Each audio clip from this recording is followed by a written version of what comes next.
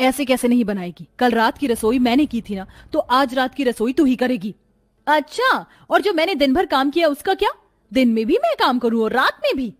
अरे तू इस घर की बहू है, अगर तू नहीं करेगी तो और कौन करेगा? और अच्छा, तू क्या है, मेरी सास जो हमेशा बैठकर मुझ पर हुक्म चलाएगी? आज रात की रसोई कौन करेगा, इस बात को लेकर दोनों देवरानी जेठानी में महाभारत छिड़ी हुई होती है। तभी वहां उनकी सास माधवी आती है। अरे बस भी करो तुम दोनों के चक्कर में मेरी भूख से जान निकली जा रही है। अगर आधे घंटे में खाना तैयार नहीं हुआ ना, तो आज की रात तुम दोनों को घर से बाहर गुजारनी होगी। अपनी सास को इतने गुस्से में देख और उसकी बात सुन दोनों देवरानी जेठानी जल्दी जल्दी खाना बनाने लगती हैं और ऐसे ही अगला दिन शुरू हो जाता है।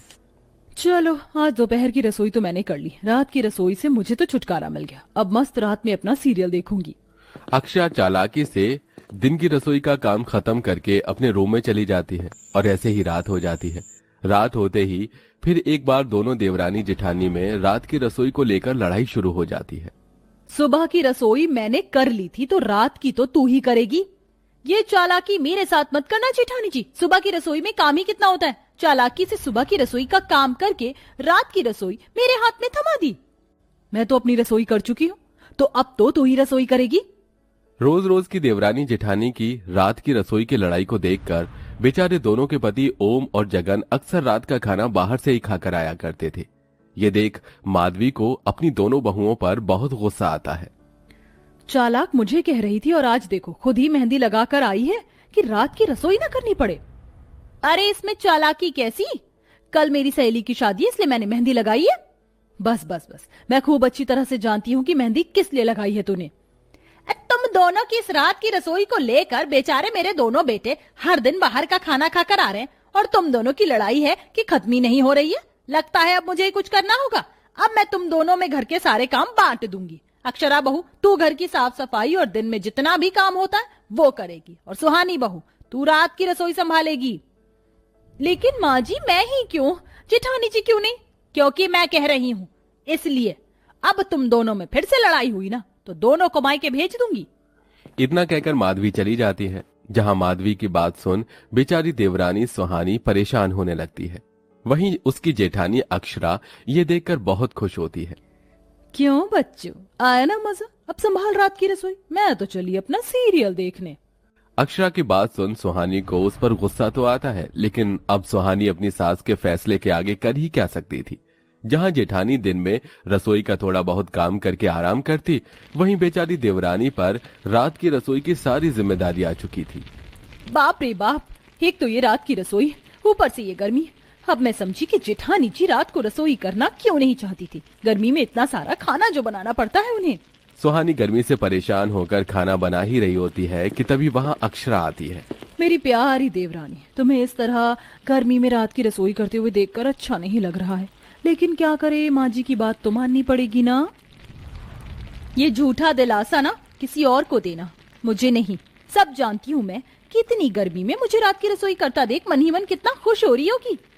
अरे जब जानती हो तो अच्छी बात है। चलो अब जल्दी से खाना बना लो, मुझे बहुत जोरों की भूख लगी है। देवरानी को परेशान कर जेठानी अपने कमरे में चली जाती है। सुहानी को गुस्सा तो बहुत आता है, लेकिन वो चाहकर भी कुछ नहीं कर पाती। और ऐसे ही अब हर रोज गर्मी में सुहानी को रात की रसोई संभालनी पड़ती है। चलो अच्छा हुआ, आज दाल चावल बना दिए मैंने। इस गर्मी में रोटी बनाने से तो छुटकारा मिला। अब जल्दी से बर्तन धोकर खुद भी जाकर नहा लेती हूँ। आज की रात की रसोई जल्दी खत्म करके सुहानी खुश होकर किचन में बाहर जाने लगती है कि तभी वहां अक्षरा आ जाती है। कहाँ चली देवरानी जी? लगता है आज रात की रसोई तुमने जल्दी ही खत्म कर ली क्या? क्या बनाया खाने में? दाल चावल। क्या दाल चावल? लेकिन आज तो मेरा चावल खाने का बिल्कुल मन नहीं कर रहा है। एक काम करो, तुम मेरे लिए रोटी बना दो। हाँ, वैसे भी राक्षसों को अच्छी चीज कहाँ हजम होती है।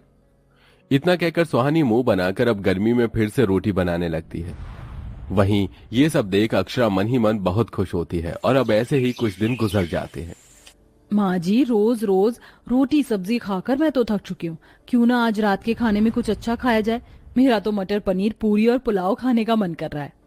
कहता तो ठीक रही है बहू, रोज रोज सादा खाना खाकर मैं भी उब चुकी हूँ। सुहानी बहू, मेरे लिए तो तू पालक पनीर और लच्छे वाले पराठे बना दे। और हाँ सुहानी, आज मीठे में रसमलाई बना देना। हाँ हाँ, क्यों नहीं, पूरे होटल का मेन्यू ही दे दो। आज तो जेठानी को ऐसा खाना खिलाऊंगी कि जिंदगी भर नहीं भूलेगी।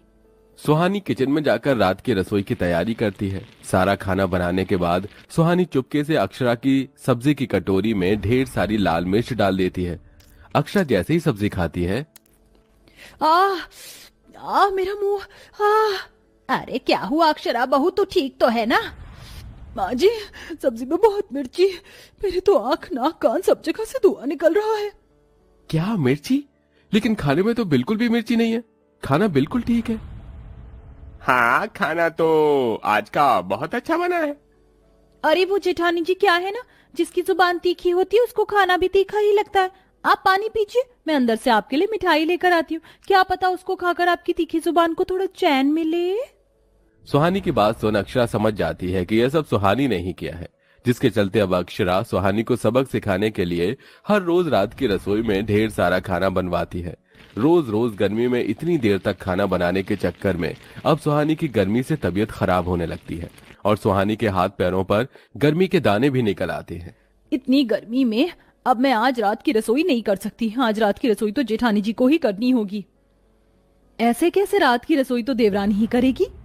दिखाई नहीं दे रहा है क्या गर्मी से मेरी कितनी तबीयत खराब है? इस हालत में भी मैं यही चाहती हूँ कि आज रात का खाना मैं ही बनाऊं।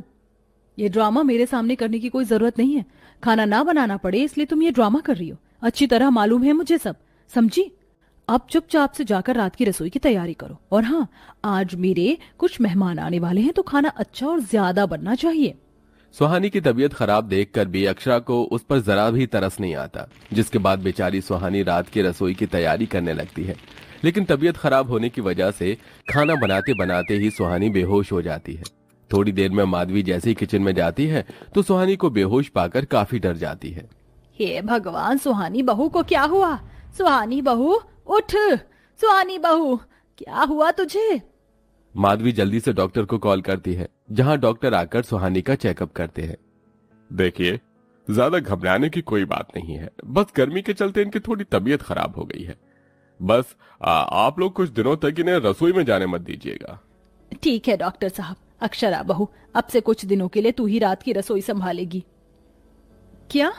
लेकिन क्यों माँ जी? क्योंकि मैं कह रही हूँ। चल अब जाओ, रात की रसोई की तैयारी कर, हम सभी को बहुत भूख लगी है।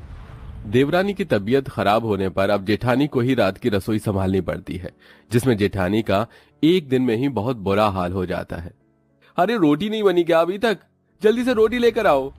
ला रही हूँ। पता नहीं इंसान है या राक्षस, अभी रोटी देकर गई थी और इतनी जल्दी खत्म भी कर ली। इस गर्मी में तो इस रात की रसोई ने तो मेरा बुरा हाल करके रख दिया है। बाप रे, कितनी गर्मी है। गर्मी में रोज रात की रसोई संभालने के चक्कर में अक्षरा भी धीरे धीरे सुहानी की तरह परेशान होने लगी थी। मेरी आंखें, अब ये पसीना मेरी आंखों में क्यों जा रहा है? ना जाने सुहानी इतनी गर्मी में रोज ढेर सारा खाना कैसे बनाती होगी। इस रात की रसोई ने जो सुहानी का हाल किया है वही मेरा भी करके ना रख दे। अगर हम दोनों मिलकर खाना बनाते तो ऐसा नहीं होता। गर्मी में रोज रोज रात की रसोई कर करके अक्षरा की अकल भी अब ठिकाने आ चुकी थी, जिसके चलते अब वो सुहानी से माफी मांगती है। सुहानी, मुझे माफ कर दो। तुम्हें सबक सिखाने के चक्कर में मेरी वजह से तुम्हारी इतनी तबीयत खराब हो गई और अब जब मैंने तुम्हारा काम किया तो मुझे और ज्यादा बुरा लग रहा है। गलती मेरी भी थी जेठानी जी, लेकिन कोई बात नहीं, अब हम दोनों मिलकर रात की रसोई संभालेंगे। चलो अच्छा हुआ, तुम दोनों की अकल ठिकाने आ गई। चलो अब जाकर जल्दी से मेरे लिए चाय बनाकर लाओ। अपनी सास की बात सुन दोनों देवरानी जेठानी हंसने लगती हैं, जिसके बाद अब दोनों देवरानी जेठानी मिलाकर हमेशा रात की रसोई साथ में ही करती हैं। और अब रात की रसोई कौन करेगा, इस चीज को लेकर भी दोनों की महाभारत हमेशा हमेशा के लिए खत्म हो जाती है।